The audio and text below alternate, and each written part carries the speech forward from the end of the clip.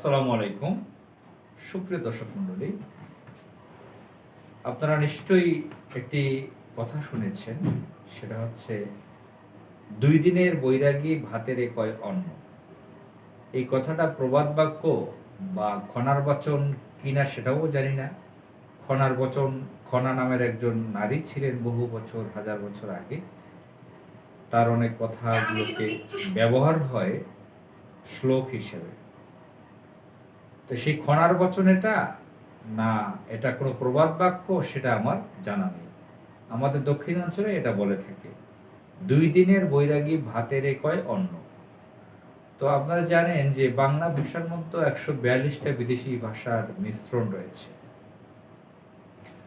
ভাত আরবি না ফার্সি বা উর্দু আমরা জানি না কোন জায়গা থেকে আসছে। আমরা সাধারণত ভাত বলি, ইংরেজিতে রাইস বলা হয়। তো অন্ন একটা হিন্দু ধর্মীয় শব্দ, সংস্কৃত শব্দ সম্ভবত। অন্ন, খাবারকে অন্ন বলা হয়। আমাদের দেশে এই উদাহরণটা দেওয়া হয় এই কারণে, আমাদের গ্রামগঞ্জ থেকে শহরে এসে হঠাৎ করে সে তার কালচার পাল্টিয়ে ফেলে। সে হঠাৎ করে বেশি শুদ্ধ ভাষায় কথা বলতে চায়। তার শুধু শুদ্ধ ভাষার কথা বলা না, তার চাল চলন ভাব ভঙ্গি সবকিছু চেঞ্জ করে ফেলে।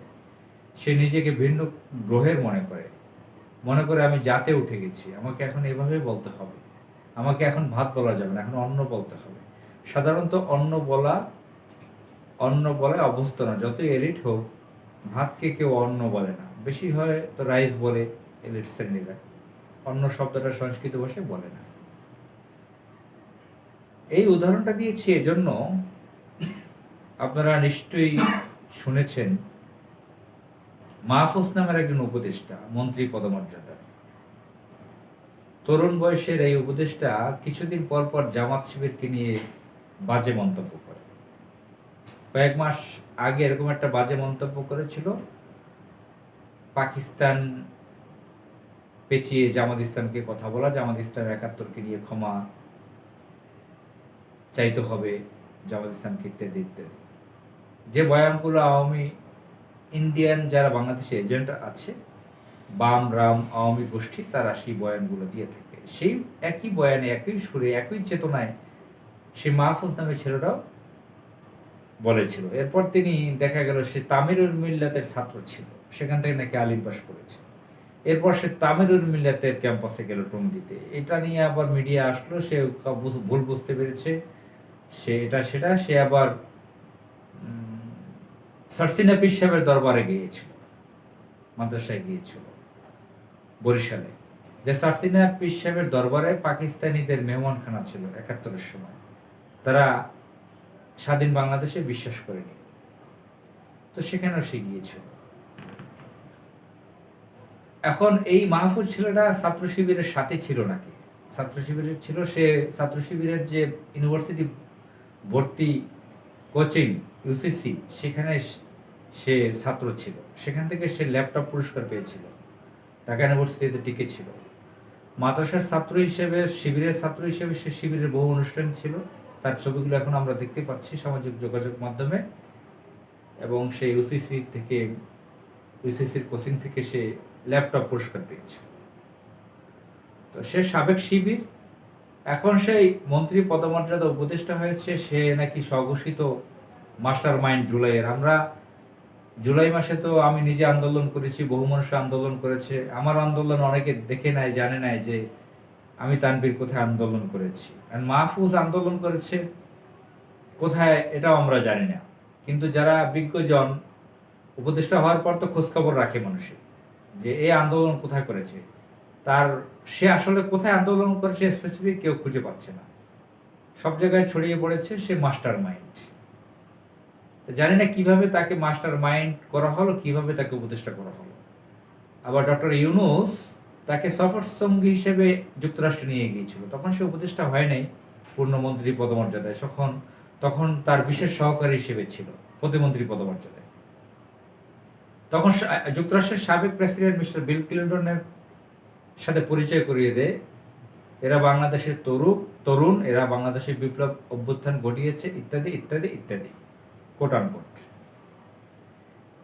যাই হোক, এই ছেলে, এই তরুণ বয়সের এই মাহফুজ, সে সম্প্রতি জামাতকে নিয়ে একটা বাজে মন্তব্য করেছে। জামাতকে নাকি একাত্তরের জন্য ক্ষমা চাইতে হবে, বাংলাদেশে নাকি পাকিস্তানপন্থী রাজনীতি চলবে না, কোট আনকোট, ইত্যাদি ইত্যাদি।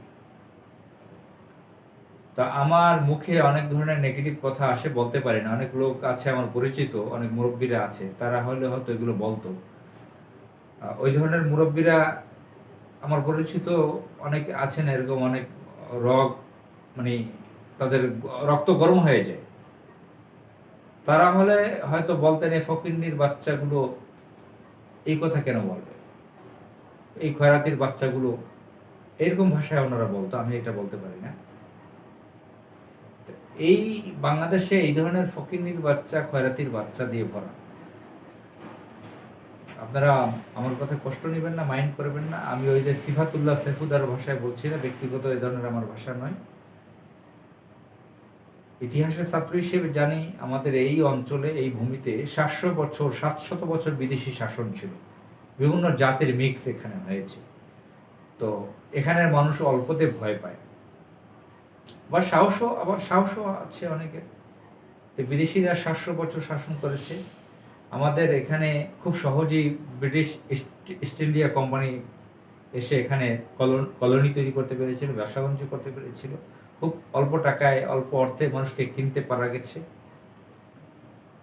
তো এখানের মানুষের স্মৃতিশক্তি অনেক কম, অনেকের খুব অল্পতে ভুলে যায়। সামান্য আরামায়েশ টাকা পয়সা পেয়ে পিছনের অনেক কিছু ভুলে যায়, শিকড়কে ভুলে যায়, নিজের জন্মদাতা পিতাকে ভুলে যায়। আপনারা জানেন যে বাংলাদেশে যে রাজনৈতিক দলগুলো ক খ গ বিভিন্ন আওয়ামী লীগের যারা করতো, তারা নিজের জন্মদাতা পিতাকে ভুলে যেত। শেখ মুজিবকে সারাদিন আব্বা আব্বা করতো। বিএনপির অনেকে আছে যে জিয়াউর রহমানের, শহীদ প্রেসিডেন্ট জিয়াউর রহমানের মাজারে গিয়ে আব্বা আব্বা করতেছে। তার নিজের জন্মদাতার পিতার কবর কোন জায়গায় হয়তো অনেকে ভালো করে জানে না। 10 বছরে একবারও নিজের পিতার কবর জিয়ারত করতে গেছি কিনা জানো নাই, কিন্তু জিয়াউর রহমানের কবরে সেখানে যাচ্ছে নিয়মিত। এখন তাকে উপদেষ্টা বানানো হয়েছে। তাকে কি ভারতের গোয়েন্দা সংস্থা অনেক মোটা অঙ্কের টাকা পয়সা দিয়েছে? বা সে কি জাতে উঠতে চাচ্ছে? জামাত শিবিরের বিরুদ্ধে কথা বলে, পাকিস্তানের কথা বলে। বাংলাদেশে এটা খুব সস্তা একটা ব্যবসা। এগুলো বাংলাদেশে যারা ইন্ডিয়ান স্পাই আছে, এজেন্ট আছে, এদের কাছে এটা সস্তা একটা ব্যবসা। পাকিস্তানি বয়ান, 71-এর বয়ান, যেটা বাংলাদেশে কয়েক বছর ধরে পচে গেছে একদম। আপনারা ধরেন আপনার বাসায় 500 টাকা কেজি বা বাসমতি চাল দিয়ে, হরিণের গোস্ত দিয়ে ধরেন আপনি এটা বিরিয়ানি করেছেন। সেটা যদি আপনি ফ্রিজে না রাখেন বা জ্বালিয়ে না রাখেন, বাহিরে যদি, এটা তো রাশিয়া না যে বরফের দেশ, আমাদের এখানে নাতিশীতোষ্ণ দেশ। আপনি যদি পাতিলে এটা 1 সপ্তাহ রেখে দেন, এটা পচে কি অবস্থা, বাংলা মদ তৈরি হবে। তো বাংলাদেশে 71 আর পাকিস্তানি বয়ান, ইন্ডিয়ান মিডিয়াগুলো, বাংলাদেশে ইন্ডিয়ান মিশনের যে মিডিয়াগুলো, electronics media, online media, print media, এবং ইন্ডিয়ান হাজার হাজার এজেন্টরা যেভাবে, বা ঘাতক দালাল নির্মূল কমিটি, জাহান আরা ইমামরা, নীলিমা ইব্রাহিমরা, কবির চৌধুরীরা, শাহরিয়ার কবিররা, মুনতাসির মামুনরা, ইউসুফ হোসেন বাচ্চুরা, যথেষ্ট ধরনের, এই যে জাফর ইকবালরা, এই যে একটা গোষ্ঠী, এরা এতটা ব্যবহার করেছে এই 71-এর চেতনাকে, বয়ানকে, পাকিস্তানকে। বাংলাদেশের কোটি কোটি মানুষ এটার প্রতি বিরক্ত, চরম পর্যায়ের বিরক্ত, ভয়ানক বিরক্ত। মানুষ এটাকে প্রচন্ড রকমের ঘৃণা করে এই 71-এর কথা শুনলে। আপনার ভালো কথা শুনলেও বারবার আপনাকে যদি বলা হয়, ধরেন পবিত্র কোরআন, যা আসমানি কিতাব, যা লাউহে মাহফুজে সংরক্ষিত আছে, পবিত্র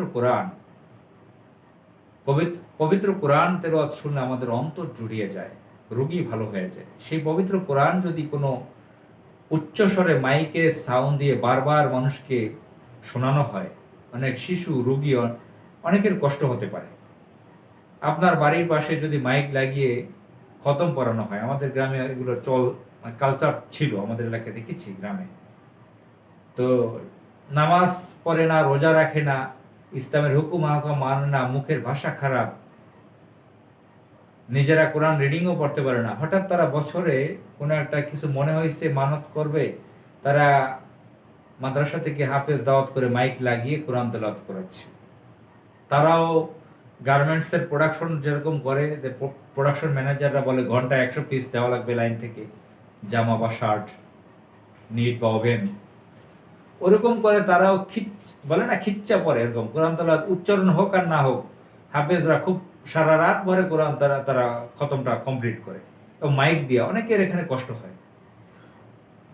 আপনারা একটা হাদিস জানেন, নবীর সুন্নাহ, যেটা হাদিস সুন্দর, অনেক সুন্দর সুন্দর হাজার হাজার হাদিস রয়েছে। এটা যদি বারবার আপনাকে বলা হয়, আপনার বিরক্ত হতে পারে। 71-এর বয়ান মানুষের কাছে এতটা বিরক্ত, এখন যারা জামাত শিবির করে না, এই ধরনের লোকরাও, যারা নামাজ পড়ে না, এই ধরনের অনেক লোকরাও, বাংলাদেশের গ্রামের শহরে মফস্বলের বহু জায়গার মানুষ বিরক্ত 71-এর পাকিস্তানের কথা শুনতে শুনতে। পাকিস্তান একটা রাষ্ট্র, বিশ্বের 200-র উপরে স্বাধীন রাষ্ট্র রয়েছে, 300-র কাছাকাছি। তো এই রাষ্ট্রগুলোর মধ্যে পাকিস্তান বিশ্বের অন্যতম একটি রাষ্ট্র, পারমাণবিক শক্তির অধিকারী একটি রাষ্ট্র, এবং এটা মুসলিম রাষ্ট্র, জাতিসংঘের সদস্যভুক্ত রাষ্ট্র, আমাদের প্রতিবেশী রাষ্ট্র, কাছাকাছি রাষ্ট্র, যদি বর্ডার নাই আমাদের কাছে, আমাদের সাথে।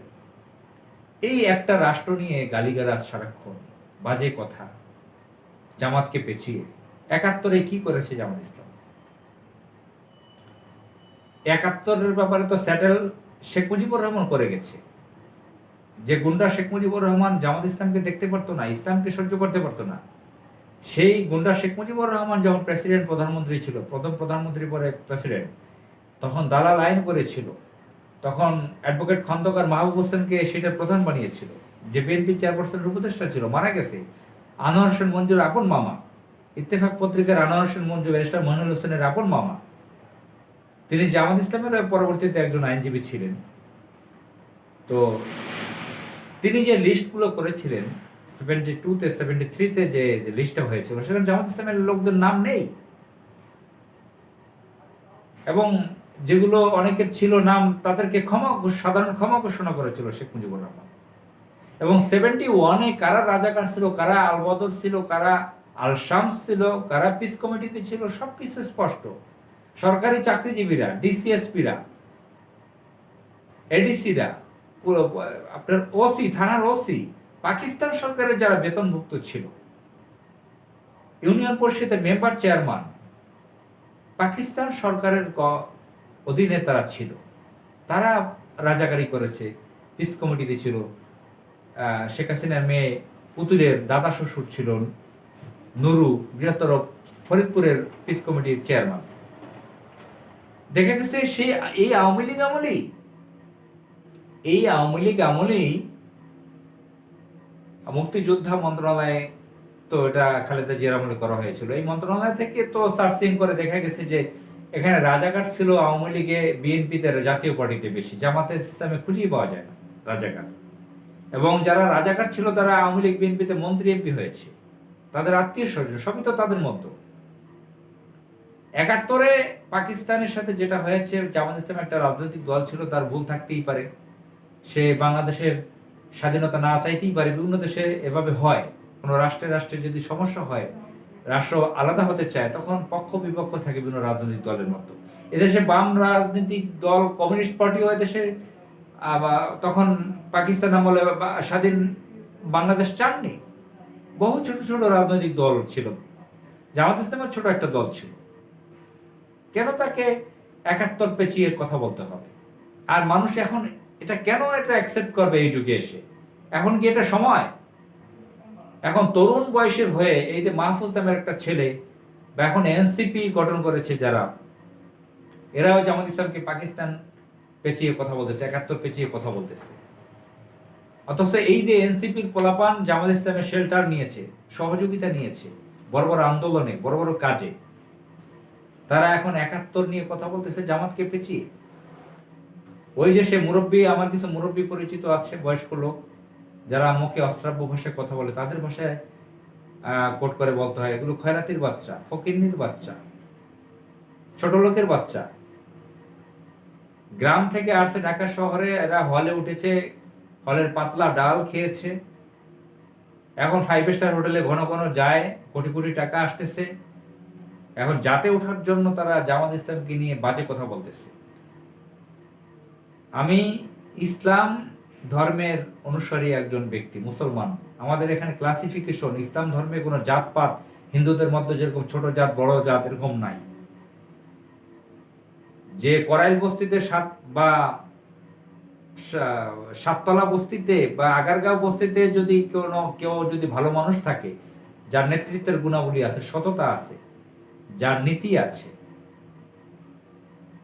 সে যদি matric pass, SSC pass, school pass নাও করে থাকে, সে যদি কোনো মন্ত্রী হয়, উপদেষ্টা হয়, আমার আপত্তি নাই। কোনো রিক্সা চালক, ঠেলাগাড়ি চালক, আমি কোনো কারো ফ্যামিলি ব্যাকগ্রাউন্ড নিয়ে বলতে চাই না যে সে তার টাকা পয়সা নাই, তার পরিবারে দরিদ্র ছিল, তার লেখাপড়া একাডেমিক কম।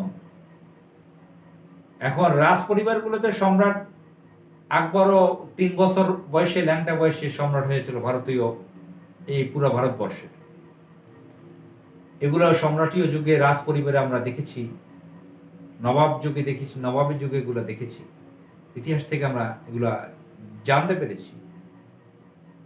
আমরা এই যে ওয়েস্টমিনস্টার পদ্ধতিতে সারা বিশ্বে বিভিন্ন পার্লামেন্ট চলে, সরকার চলে, অনেকে সেটার ফলো করতে চায়, বা আমাদের বাংলাদেশে যে ডেমোক্রেসি আছে, এই স্ট্রাকচারে আমরা যেটা দেখি, এই এখন যে আমাদের বাংলাদেশে 3 জন তরুণ উপদেষ্টা হয়েছে গণ অভ্যুত্থানের পরে, বিপ্লবের পরে, এখন অনেকের আপত্তি আছে তাদের বয়স কম, তাদের ফ্যামিলি গরিব দুর্বল, তাদের বাবারা খুবই দরিদ্র, কেউ মাস্টার, কেউ ছোট ব্যবসায়ী।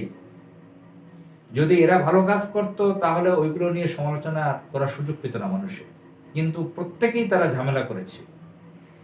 একজনে তো এলজিআরডি উপদেষ্টা, তার বাবা ঠিকাদারি লাইসেন্স নিয়েছে, সে এলজিআরডি মন্ত্রী উপদেষ্টা, তার বাবা নিয়েছে সেটা লাইসেন্স।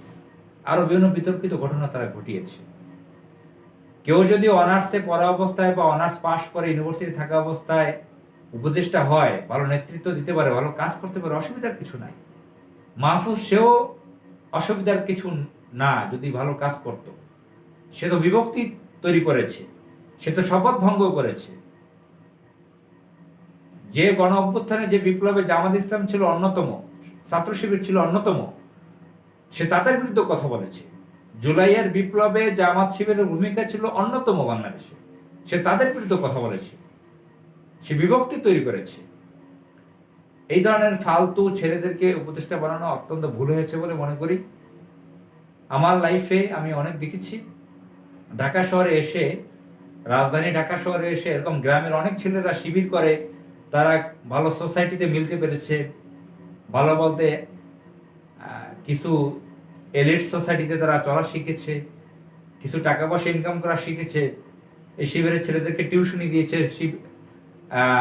শিবির নেতৃবৃন্দ, তাদেরকে চাকরি দিয়েছে, ব্যবসার সুযোগ করে দিয়েছে, তাদেরকে কোচিং করার সুযোগ করে দিয়েছে, কোচিংয়ে চাকরি দিয়েছে। তারা টাকা পয়সা ইনকাম করা শিখেছে, বিভিন্ন পয়সালা লোকদের কাছে যাওয়ার সুযোগ পেয়েছে, বিভিন্ন পদ পদবি পেয়েছে। তারা এখন তাদের মধ্যে অনেকেই শিবির নিয়ে, জামাত নিয়ে বাজে মন্তব্য করে, অথচ তারা এই ঢাকা শহরে এসে শিবিরের কাছে স্থান পেয়েছে, শিবির ম্যাচে উঠেছে, শিবিরে বিভিন্ন কলেজ ইউনিভার্সিটির হলে জায়গা করে দিয়েছে, কাপড় চোপড় কিনে দিয়েছে, টাকা পয়সা দিয়েছে, সহযোগিতা করেছে, বিভিন্ন শেল্টার দিয়েছে। শিবির জামাত যারা করে তারাও মানুষ, তারা ফেরেশতা নন, তাদের ভুল হতে পারে। এই মাহফুজ টাইপের যারা আছে, আমি এদেরকে বলবো, এগুলো আসলে বাস্তবিক ছোট লোকের বাচ্চা। এদের এই ক্যারেক্টার যদি ঠিক না করতে পারে, এরা অত্যন্ত বিপদগামী হতে পারে। এদের থেকে বাংলাদেশের তরুণদেরকে সাবধান করতে হবে। আসসালামু আলাইকুম।